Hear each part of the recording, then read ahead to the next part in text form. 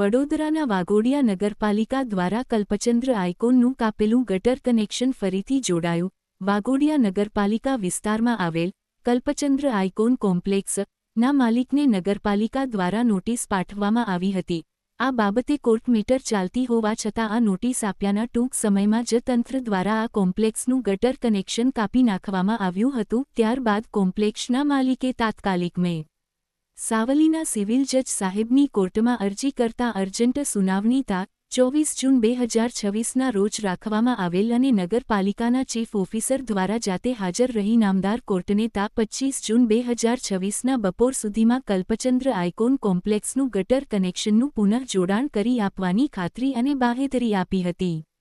નગરપાલિકાએ ગટર કનેક્શન કાપવાની કામગીરી ભવિષ્યનો અને પરિણામનો વિચાર કર્યા વિના ઉતાવળે પૂરી કરી લીધી. પરંતુ તેના કારણે સ્થાનિક પ્રજા માટે એક મોટી આફત ઊભી થઈ ગઈ હતી. જાહેર માર્ગો પર ગટરના ગંદા પાણી વહેતા થયા.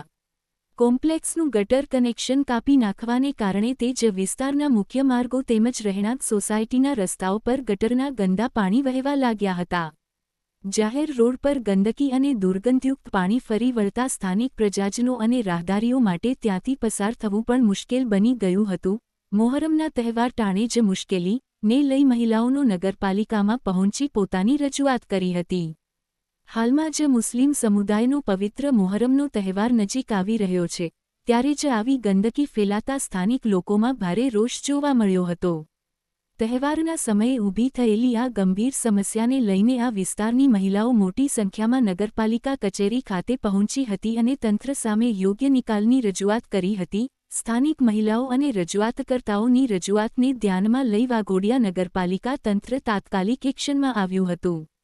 નગરપાલિકાએ તાબડતોબ પોતાની ટીમને કલ્પચંદ્ર આઇકોન ખાતે મોકલી કલ્પચંદ્ર આઇકોન કોમ્પ્લેક્સના જે ગટર કનેક્શનો કાપી નાખવામાં આવ્યા હતા તે સ્થળે નગરપાલિકાની ટીમ મરામત માટે કામે લાગી હતી.